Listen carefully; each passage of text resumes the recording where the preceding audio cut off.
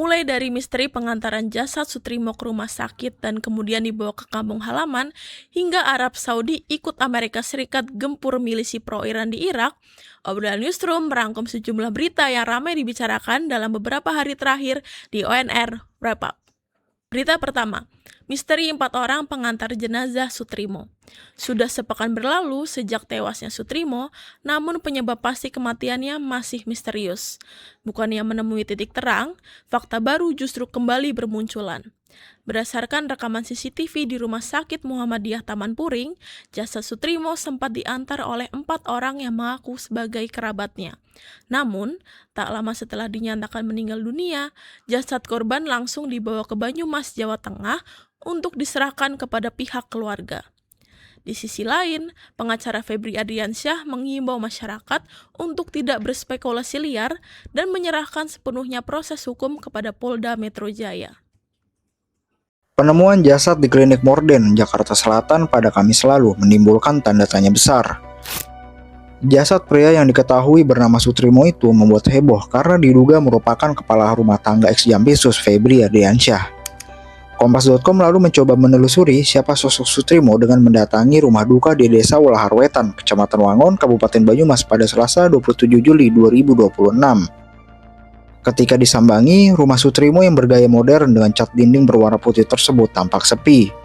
Pihak keluarga yang mengaku bernama Ardi enggan berbicara banyak. Ardi hanya mengatakan bahwa keluarga sudah ikhlas atas kematian Sutrimo. Kabar kematian Sutrimo yang mendadak juga mengejutkan warga desa. Bertahun-tahun merantau ke ibu kota, Sutrimo dikenal warga sebagai pribadi yang santun dan tak banyak bertingkah. Menurut keterangan tetangga di kampung halamannya, Sutrimo diketahui bekerja untuk mengurus dan menjaga rumah seorang pejabat tinggi di kejaksaan. Tetangga juga bilang tak ada penandaan yang menjelang kepergiannya. Hanya seminggu sebelum ditemukan meninggal dunia, beberapa tetangga di Banyumas mengaku masih melihat Sutrimo pulang ke kampung halaman. Saat itu tidak ada gelagat mencurigakan. Sutrimo tetap bertegur sapa seperti biasa sebelum akhirnya ada kabar duka. Kini polisi masih menyelidiki penyebab kematian Sutrimo. Walau ditemukan meninggal dunia dengan mulut mengeluarkan busa, tetapi polisi tak menemukan racun di lokasi kejadian. Penyidik juga masih menunggu hasil laboratorium forensik sebelum melakukan pendalaman lebih jauh karena tidak ada otopsi pada jenazah. Pak, saya nggak bisa jawab, nanti biar ini aja, biar pimpinan aja yang jawab. Barang-barangnya itu dibawa kemana ya, Pak? Itu barang ini lapor tadi seperti yang kita ketahui tadi ya. Salah satunya apa yang dibawa? Apa yang diamankan tuh, Bang? Udah, makasih. Ya, maaf ya. Maaf. Bang, di dalam ditemuin racun juga, Bang? Enggak. Lalu yang diamankan apa tuh, Bang, tadi, Bang? Selain Ini masih dalam tahap penyelidikan ya. Tunggu aja nanti biar Kabid Humas yang ini ya, atau pimpinan dari kami yang menjelaskan. Antara tugas menjaga rumah pejabat, kepulangan singkat ke tanah kelahiran, hingga kabar duka yang mendadak, kini kematian Sutrimo menyisakan tumpukan tanda tanya. Kira-kira apa yang sebenarnya terjadi di hari-hari terakhirnya? Tulis pendapat kalian di kolom komentar ya.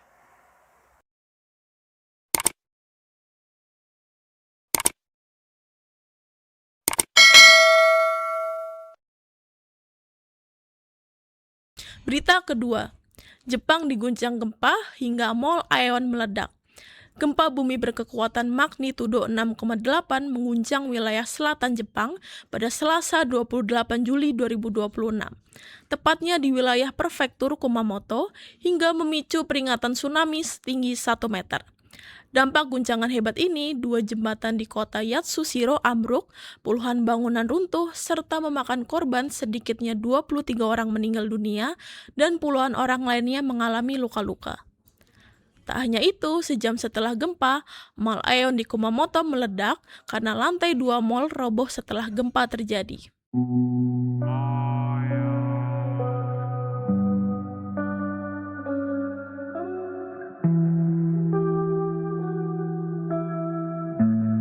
Inilah penampakan 2 jembatan di kota Yatsushiro, prefektur Kumamoto, Jepang, runtuh setelah gempa bumi berkekuatan magnitudo 7,1 mengguncang wilayah tersebut pada Selasa 28 Juli 2026. Rekaman udara yang beredar memperlihatkan bagian struktur jembatan ambruk, mencerminkan besarnya kerusakan akibat gempa. Bencana tersebut dilaporkan menewaskan puluhan orang serta menyebabkan kerusakan di berbagai wilayah. Selain merobohkan sejumlah infrastruktur, gempa juga memaksa kereta cepat melakukan pengereman mendadak dan berhenti darurat demi keselamatan penumpang. Badan Meteorologi Jepang mencatat kekuatan gempa mencapai magnitudo 7,1. Sementara itu, Survei Geologi Amerika Serikat atau USGS mengukur kekuatan gempa sebesar magnitudo 6,8.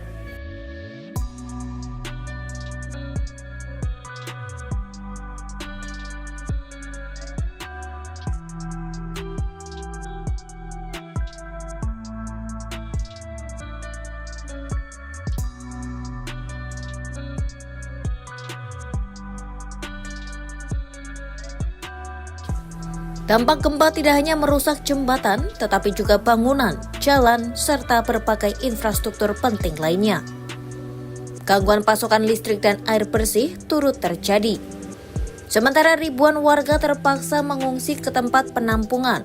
Hingga kini, tim penyelamat masih melakukan pencarian korban di antara puing-puing bangunan yang runtuh di sejumlah wilayah prefektur. Otoritas Jepang juga mengingatkan masyarakat untuk tetap waspada terhadap potensi gempa susulan dan tanah longsor yang dapat memperburuk situasi.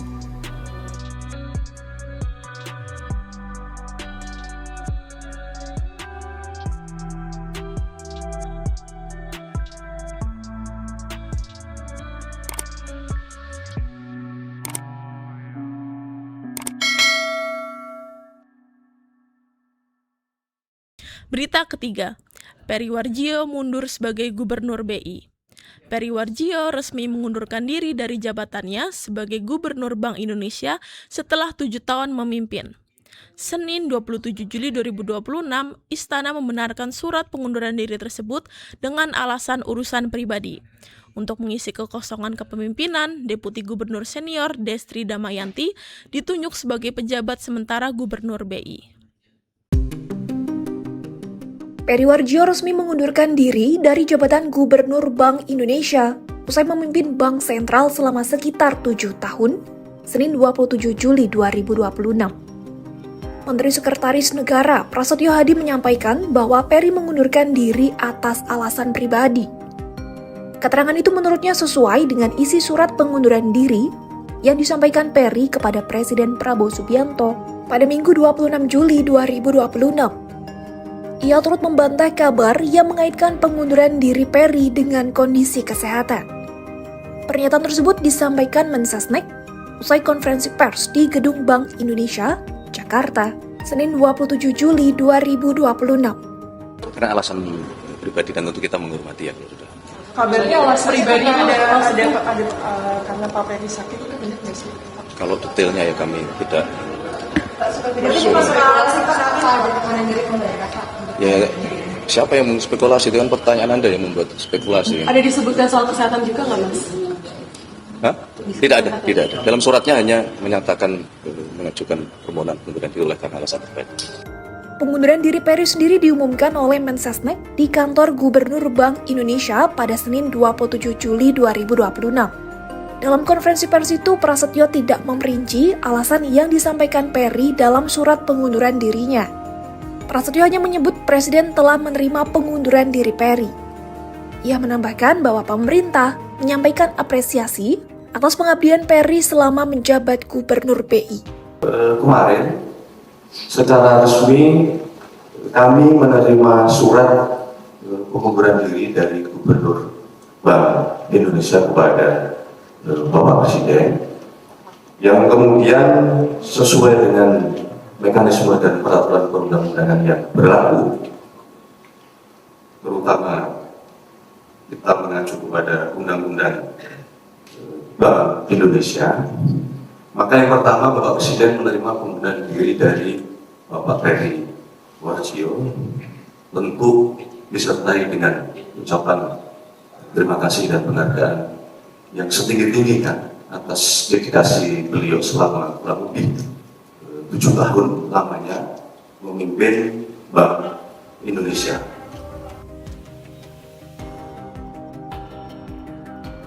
Prasetyo mengatakan pemerintah akan menjalankan proses administratif sesuai dengan mekanisme dan perpu yang berlaku, khususnya Undang-Undang Bank Indonesia. Ia menyebut pemerintah akan menerbitkan keputusan Presiden terkait pemberhentian Peri secara hormat dari jabatan Gubernur BI. Saat ini, kursi Gubernur Bank Indonesia untuk sementara diisi oleh Deputi Gubernur Senior BI, Destri Damayanti. Penunjukan tersebut berlangsung secara otomatis berdasarkan ketentuan dalam UU BI. Mensesnek mengatakan Destri selanjutnya akan menjalankan seluruh tugas Gubernur BI sebagai pejabat sementara. Prasetyo memastikan pemerintah dan BI akan tetap menjalankan tugas berdasarkan kewenangan masing-masing. Bank Indonesia menjalankan peran menjaga kebijakan moneter, sedangkan pemerintah melalui Kementerian Keuangan menjalankan fungsi menjaga fiskal.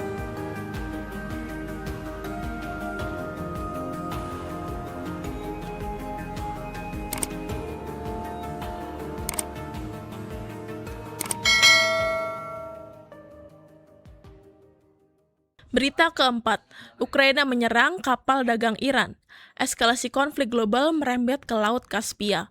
Iran dibuat murka setelah Ukraina melancarkan serangan ke kapal dagang milik Teheran hingga menewaskan seorang pelaut. Ukraina mengklaim serangan tersebut menyasar kapal yang membawa kargo militer untuk Rusia. Hubungan kedua negara memanas akibat keterlibatan Iran yang menyuplai ribuan drone tempur kepada Rusia. Ukraina mengaku tidak sengaja menargetkan kapal kargo Iran di Laut Kaspia. Kiev mengaku pihaknya hanya melancarkan upaya defensif terhadap agresi Rusia. Serangan itu disebutnya tidak mengincar kapal komersial atau menargetkan area sipil. Hal itu disampaikan Menteri Luar Negeri Ukraina Andriy Sybiha pada Rabu 29 Juli 2026.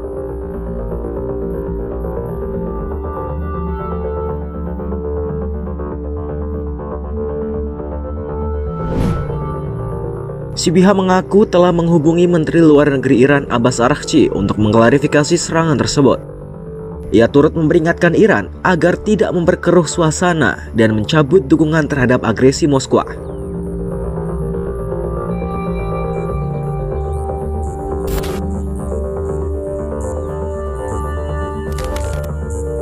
Di sisi lain, Araghchi menegaskan negaranya tidak akan membiarkan serangan Ukraina begitu saja tanpa adanya balasan. Menurutnya, Iran juga tidak ingin memperluas keributan. Namun Teheran tetap tidak bisa membiarkan serangan terhadap warga atau kepentingan mereka. Ia mengungkap serangan Kiev telah menewaskan seorang pelaut, sehingga Iran pun menuntut ganti rugi dari Ukraina atas aksinya menyerang kapal Teheran di Laut Kaspia.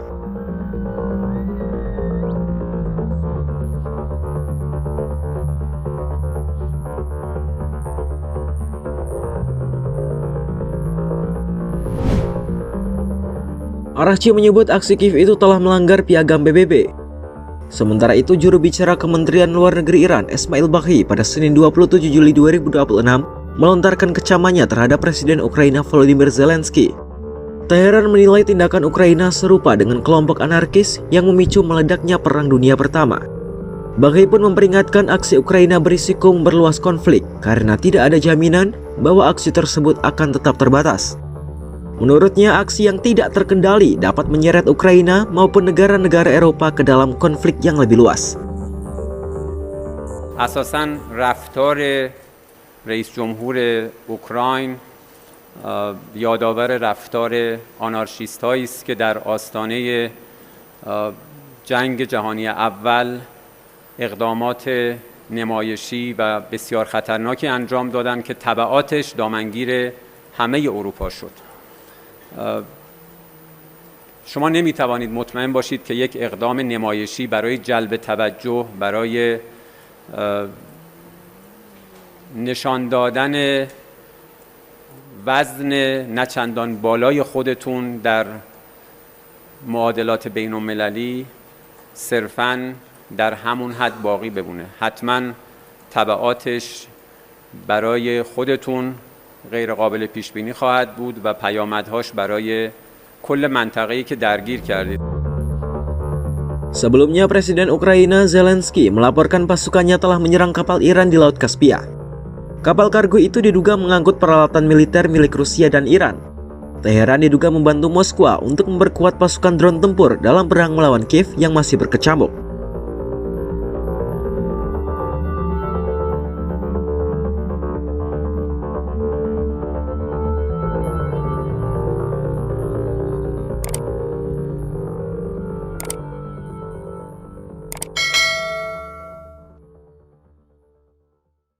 Terakhir, Arab Saudi bantu AS menyerang milisi pro-Iran. Arab Saudi resmi turun langsung dalam operasi militer terbuka dengan melancarkan serangan udara gabungan bersama Amerika Serikat ke markas milisi pro-Iran di Irak.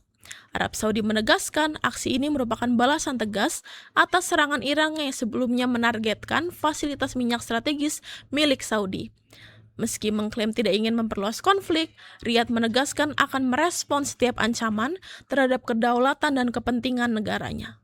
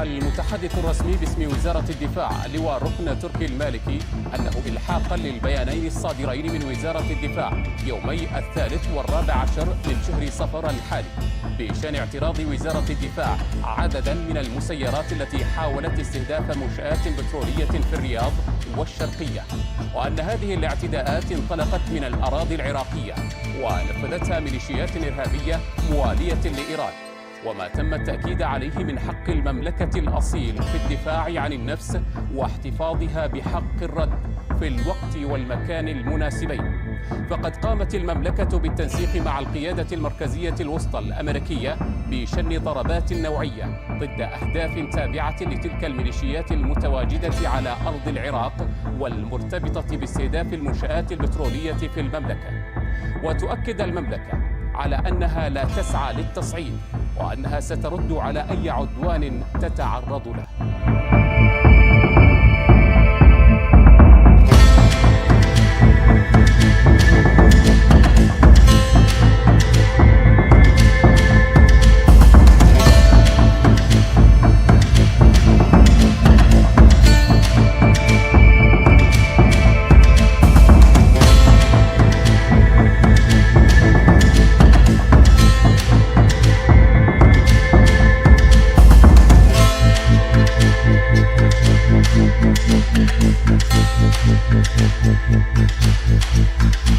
Thank you.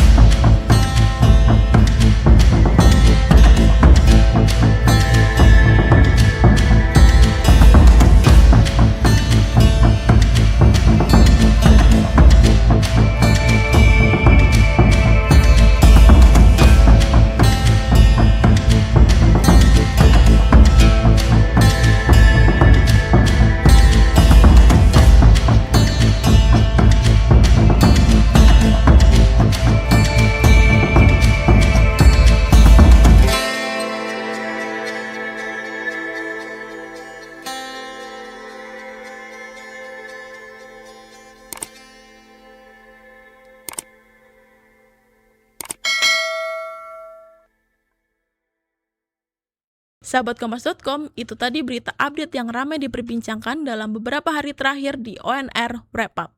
Pantau terus berita terkini dari dalam dan luar negeri di www.kompas.com atau di akun media sosial kita ada di Facebook, Instagram, X, TikTok, dan YouTube. Dan jangan lupa untuk saksikan obrolan newsroom setiap hari Senin sampai dengan Jumat di YouTube-nya Kompas.com. Saya Gita Fianini beserta seluruh tim yang bertugas pamit undur diri. Sampai jumpa.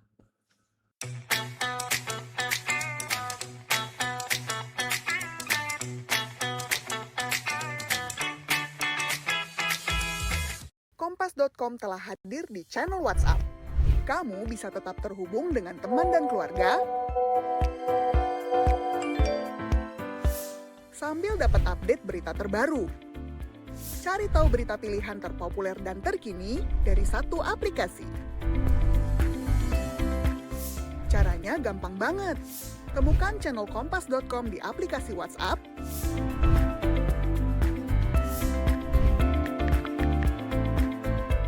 langsung follow,